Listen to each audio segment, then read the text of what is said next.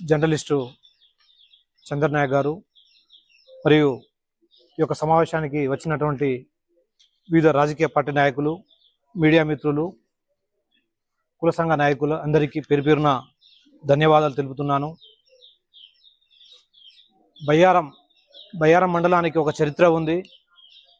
స్టేట్లో కానీ సెంట్రల్లో కానీ గత 10-15 సంవత్సరాల నుంచి బయ్యారం మండలాన్ని స్టీల్ ప్లాంట్ ఏర్పాటు చేయాలనేసి మనం కుల సంఘాలు కానీ వివిధ రాజకీయ పార్టీలు కానీ ప్రతి ఒక్కరూ బయ్యారం ఏదైనా మాట్లాడితే బయ్యారం. కాబట్టి ఈ బయ్యారం అనే పదం స్టేట్ వైడ్ సెంట్రల్ వైడ్ ఉంది కాబట్టి ఖచ్చితంగా మన చంద్రన్న గారు వాస్తవానికైతే శివలాల్ సేన ఆధ్వర్యంలో కూడా మేము దాదాపు 2-3 వారాల నుంచి కూడా ఒక చిన్న ప్రయత్నం చేసినాం. కానీ అన్నగారు ఈరోజు ఇక్కడ ఉన్న బయ్యారంలో ఉన్న వివిధ రాజకీయ పార్టీలను, మీడియా మిత్రులందరినీ పిలిపించి ఈ యొక్క ప్రెస్ మీట్ నిర్వహించడం నిజంగా చాలా సంతోషకరమైన విషయం. అన్నకు మన శివలాల్ సేన తరపున ప్రత్యేక ధన్యవాదాలు.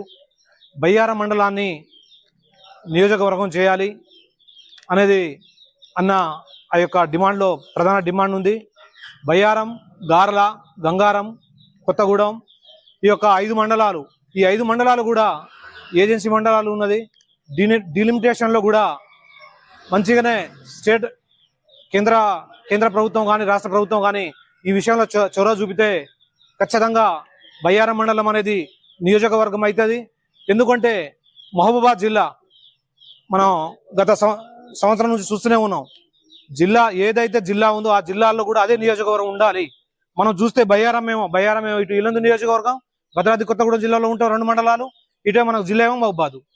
నియోజకవర్గ స్థాయి ఏమో మన గార్ల బయ్యారమేమో ఇటు ఇల్లందులో అంటే భద్రాద్రి కొత్తగూడెం జిల్లా. ఇటు మనకు ఏదైనా కలెక్టర్ గారు ఏదైనా ఉంటేమో ఇటు మన మహబూబాద్ జిల్లా. అంటే 2-3 జిల్లాల్లో మన ఈ రెండు మండలాలు ఇది నిమిడి ఉన్నాయన్నట్టు. కాబట్టి ఇప్పటికైనా మరి కేంద్ర ప్రభుత్వం దీనికి చొరవ తీసుకొని ఖచ్చితంగా ఏదైతే 26 నుంచి 27-28 మధ్యలో డిలిమిటేషన్ ఉంది కాబట్టి బయ్యారం మండలాన్ని నియోజకవర్గం చేయాలనేది ఇక్కడ మా ప్రధాన డిమాండు. దానితో పాటుగా ఇక కొన్ని అంశాలు, కొన్ని డిమాండ్స్ ఉన్నది.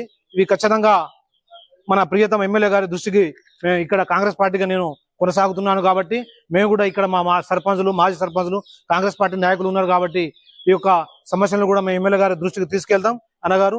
దీనితో పాటు కూడా మీరు ఒక కమిటీ వేసుకొని దీని మీద నిరంతర ప్రోగ్రాం, ఒక భవిష్యత్తు కార్యాచరణ ప్రకటించాలని మేము ఈ సందర్భంగా కోరుతూ ఇంతటి అవకాశం ఇచ్చినందుకు ధన్యవాదాలు.